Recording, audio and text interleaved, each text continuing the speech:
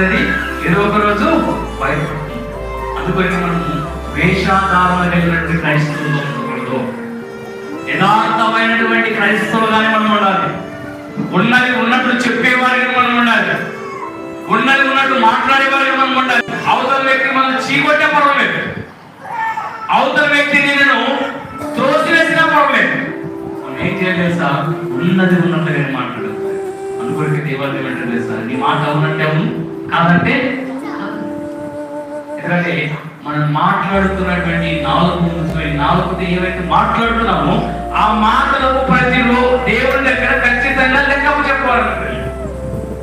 అందుకని నీ మాటలు ఏవైతే మాట్లాడావో అవన్నిటికీ లెక్కపు చెప్పాలి దేవుడి దగ్గర.